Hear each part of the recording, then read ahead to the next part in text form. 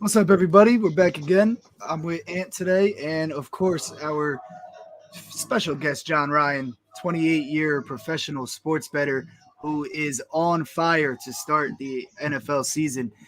John, go ahead, tell them your numbers because it is insane. Well, it's hard to for me to bring attention to myself, as you guys know. But yeah, we went 14-2 against the number last week. Everything went right. When you play the Jets and they're losing by 13, and they become the first team in 2,206 NFL games to undo a 13-point deficit. Yeah, you'll In take it. like 2 minutes, yeah, yeah, yeah. Yeah, Yeah. minute 55. Can't complain about that, man. And it But just right, that just summed it up.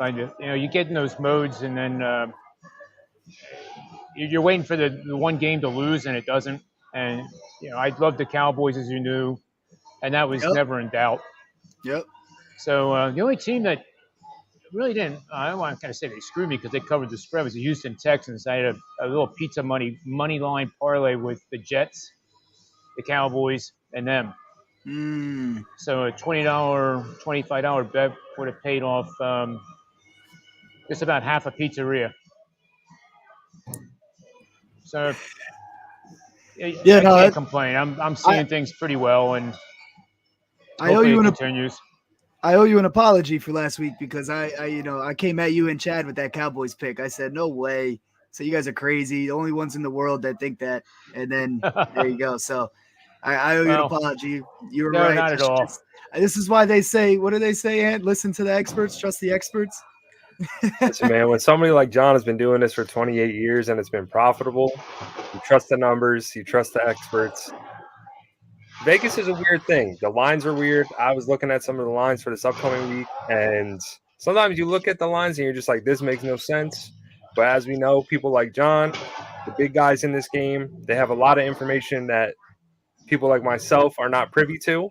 And when I can lean on them and trust them, that's what I'm going to do. So I've learned to just trust the numbers and trust the system, especially when it's profitable. You're not going to win them all, but That's for if it's sure. profitable is profitable. So I like going that route. A win is a So, win is a win. the first game I want to dive into, I only got a little bit of time that I'm going to be on the show with you guys, is this Raiders Titans game, and I think it's very interesting because the line is 1.5 on some books. Some books it's -2. And this line is, I guess, because they're both 0-2 is why the game is so close. But just looking at the two teams talent-wise, the Raiders could very well be 2-0. They had two close games, and they should be 1-1. They blew that game last week. So with that being said, that makes me a bit nervous because it's like, man, what's going on with these guys? Are they a trustworthy team? But looking at the other side of the Titans, they look like they don't have an offense at all. The past 2 years, Derrick Henry has kind of been their guy, and maybe he's getting to a slow start to this season, but it seems like the nail was hit on the head. A lot of fantasy guys were saying that he was due for regression this year, and it seems like that's the way they're going. They traded A.J. Brown in the offseason. They don't really have a good receiving core. Their defense is solid, but it's not the best. John, you got any insight on this game? I don't really have a lean either way, but I can tell you Tennessee's 15-4-1 against the number, and in home games after scoring 9 or fewer points in the previous game. That kind of sticks out to me. Tennessee at home is 26-12 to the over as a home underdog of 3 or fewer points, and that goes back all the way to 2000. So my lean, I guess, would be that Tennessee has to do something here, or basically their season is over. The same thing with Vegas. I don't have anything real strong, so a lean to the over, I think, is probably my best look on this matchup. Does the Titans offense scare you at all with that overlean though? I mean, like it Ant was does. just saying, I mean they've shown nothing so far, and really they should be 1-1 too. They blew it against the Giants, so they should really be 1-1 also coming into this game. Both teams, but they're both 0-2. So I agree with Ant. I think that's why this spread is so close. But I mean, on paper, you got to think Vegas is the better team, and they should come out and win the game if you're going to pick a side. The one thing I can tell you is, like, with looking at the circuit contest, This applied to the Dallas game this past week. Dallas was lined as a 2.5 point favorite against Cincinnati before the preseason even started, and the Circa has betting lines for all 17 weeks, every single game. So you basically have a benchmark of where the betting community had valued these teams even before the preseason. So when that line moved to 7.5, that moved 9 points.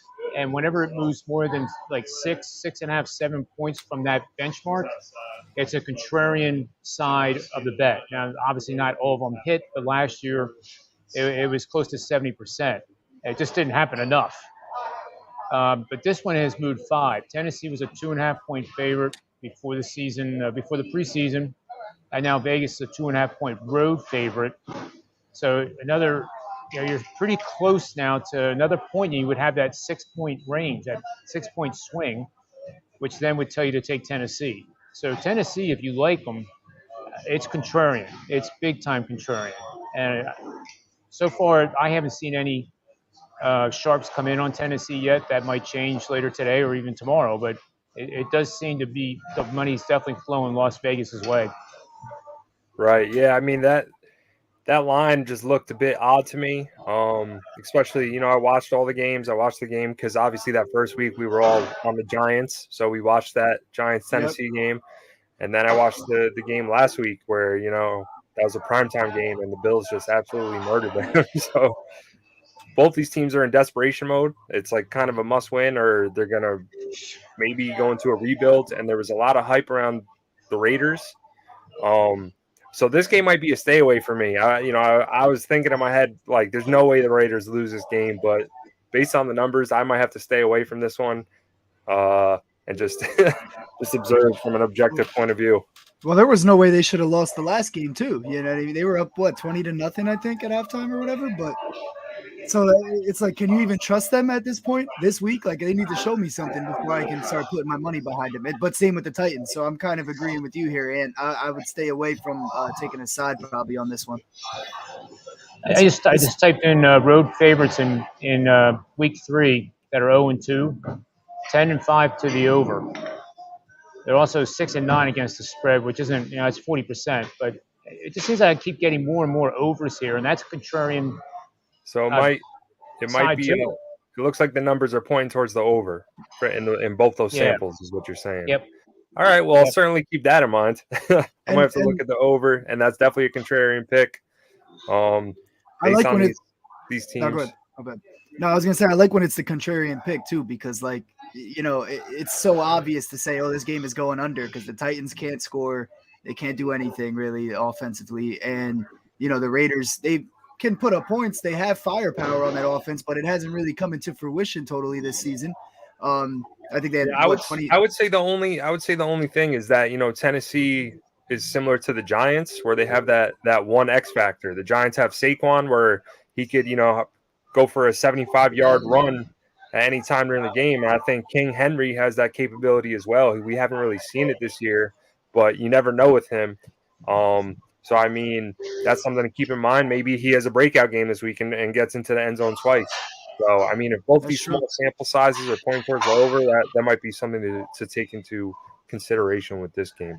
But another line I wanted to talk about as well with you, John, because it looked a little fishy, is the Colts and the Chiefs. Last time I checked, it looked like the Chiefs were favored by 6.5. And in my humble opinion, that line seems a bit low to me. I figured it would be 8.5 or 9, just based off of how the two teams looked. The Chiefs are looking like prime Chiefs. Mahomes is throwing the ball around to everybody. They don't have Tyreek Hill this year, but all the other receivers are making up for it. And the Colts have not looked the best. I mean, Jonathan Taylor ran the ball pretty well in the first game, but I think everybody coming in thought that Matt Ryan was going to have a huge impact. He hasn't done that so far. He's been a little dull. Maybe they're just working out some kinks, but this line looks like a trap game to me. But it seems a little bit too low. I don't know. Are you getting any leans one way or the other?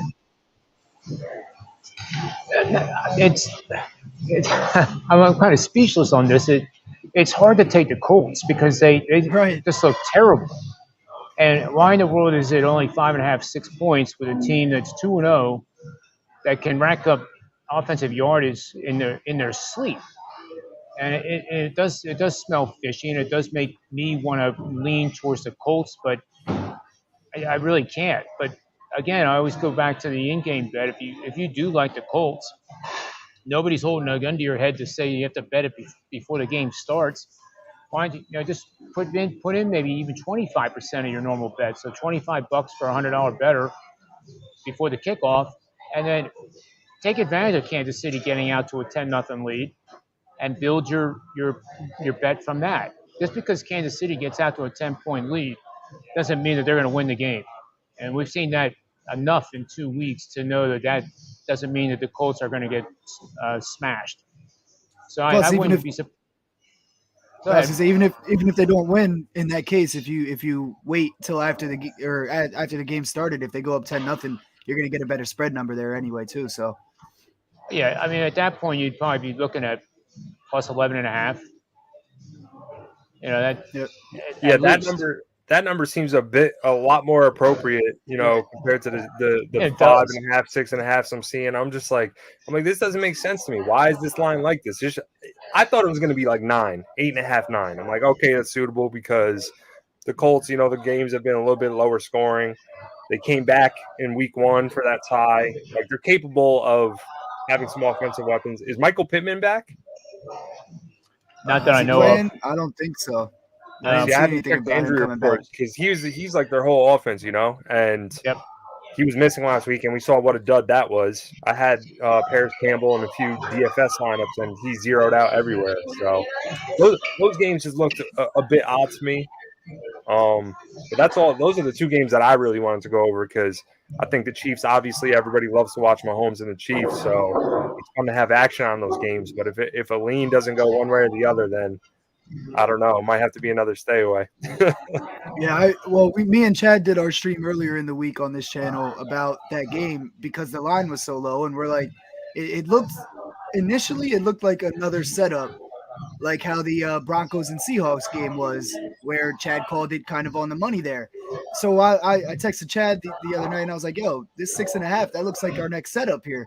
And then I thought about it some more and I was like, but can I really like jump on YouTube and tell people to put their money on the Colts after they didn't score for 6 out of 8 quarters so far this season? You know what I mean? Like, and the Chiefs, like you said, they can put up 30 points with Patty Mahomes throwing lefty. So, it doesn't make Yeah, any I mean, sense. I may look for the contrary. Hopefully, Indianapolis gets a field goal or a Yeah, touchdown to score the game, and I can get some, good value on the Chiefs. Because then right. I would probably throw 100% of my bet on the live Chiefs at that point. Exactly. So I hopefully agree. something like that happens. But if the Chiefs get out to a 10-0 start, a 14-0 start, that might be a little bit more risky. Can the Colts come back and do a backdoor cover, a live cover? Who knows? But yeah, that game was interesting to me. That line especially was super interesting. Yeah, so then we got to a point where we were like, oh, maybe the setup is the setup. Like the fact that they made this look like a setup, they want us to take the Colts side, and the Chiefs are just going to go blow them out of the way. So, yeah, I don't know how to call Right. this game. I'm going to stay away. That was my conclusion when we did the other show as well. So we were hoping that maybe you, John, had some kind of leans with the numbers, but if there's nothing there, man, we're just going to stay away. We're gonna Well, we're gonna keep I playing the like smart what plays. Anthony's saying, because if the bet to make is probably to do nothing and hope that Indianapolis comes out with fire and they go right down the field and score a touchdown. And then, like he said, that's when you jump on Kansas Because City. Then Indy is at home, right? Yes. it's at the Colts. It's at Right. Indianapolis. So I mean, maybe they'll have that home energy in the stadium. They can Yep. get on the board first, and then Patrick Mahomes is like Steph Curry. He could get hot at any point and just keep on rolling. He's a dangerous man. If he's going to be throwing the ball, that's a scary, scary team. But yeah, so I'm not. I Even mean, if it I'm would looking be like forward to it. 17-3 or something stupid at halftime with the Colts winning, that to me, you do I that could over the see it. course of the season, and you're betting the numbers. You're really not betting the teams. You're betting the volatility of the scoring. Right, To get the Chiefs in that offense as a dog at any time this season, and with Mahomes under center, I think that's a gift. right. Right. Now, is there transitioning to the other games? Is there anything on this upcoming Sunday? that you're especially looking forward to, that you have like a major value situation that you're seeing based on your projections so far? Yeah, this is a tough week. I haven't seen anything super value, but I do have a college play. If you want to jump over there, it's a system on. I have it on my timeline on Twitter, and there's been 310 underdogs of 17 and a half or more points that have actually won the game straight up since 1989. 67 of those have occurred in the last 3 seasons alone. So the frequency of these dogs that are 17 and a half points or more is happening more frequently every single season. And of course, I'm striking out the COVID season as non-existent for Right. that stat. So there's a little old team out there in Wyoming called the Wyoming Cowboys. Plus, they were plus 22 and a half. They're down to 21 and a half last I looked. Taking on a BYU team that was absolutely creamed last week. And when you get creamed and you're playing an inferior opponent, a lot of times you think that you won the game before it starts. And we're talking young kids here that just have their egos, their season, their aspirations kind of blown completely out of the water. And even though it's 21 and a half, I think Wyoming covers easily. And I wouldn't be surprised. This is one of those where you sprinkle the money line. And, and I'm going to be betting it all before the game starts. I won't do any in-game with that at all. If Wyoming's going to do it, they're going to do it. And if they're not going to do it, then they're not going to do it. But I think that could be the shocker of the week. And I hope I'm right. I like that. I like that play. That makes sense. Yeah, I mean, what I've learned for those who are going to be watching this, when John likes a play, he likes a play for a reason, and yep. The numbers are adding up. There's confidence behind the picks. John gives a lot away, tons of free picks. He's a very generous person on his timeline, but he also has his premier package where he gives away these picks, and you got to pay for these picks, but they're profitable, right? And that's what we talk about. Profitability matters when it comes to gambling. Gambling's a lot more fun when you're winning. Yeah. So, John, you're on predictiveplaybook.com. That's your website, right? And then you're also giving away free articles on gambling.com nearly, 5-6 times a week? Yep. And then the videos are 2-minute, quick hitting analytical segments, really, is what they are.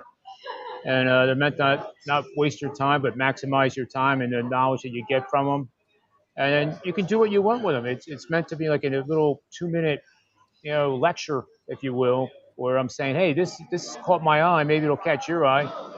And at the end of the day, if it doesn't catch your eye, it's still okay. You're still, getting the information, and that you can't do this in a vacuum. You can't do it standing in a closet and not share and think, oh my God, Adam, I'm not telling you that angle it hits 78% of the last 10 years.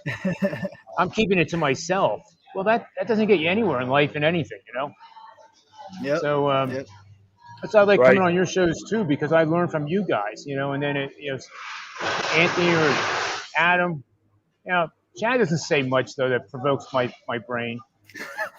Well, he's not on the show. I shouldn't have slammed him, but I hope he's listening. I hope he's not driving. Listening. As long as it's not LSU, I'll talk about any game. No, I'm kidding. Hey, damn, man. No, now we gotta do push-ups. I definitely recommend everybody watching out there to check out John's articles. His angle of the day, the 2-minute snippets that he was talking about, that he puts up on Twitter. I've been tailing those for probably nearly a month right now. And they've been pretty profitable in, all sports. You do baseball as well. Unfortunately, I missed out on the Pirates the past 2 days. We got beat bad the other day with the Yankees with that grand slam. I took their run line and the money line, and I'm like, all right, cool. I can go to bed. They're winning 8-4, and all of a sudden my timeline is blowing up on Twitter. I'm like, Dave, what? I'm a Yankees fan, so I'm like, I'm happy, but I'm like, damn, I lost some money on that. Other than that, man, these picks are profitable.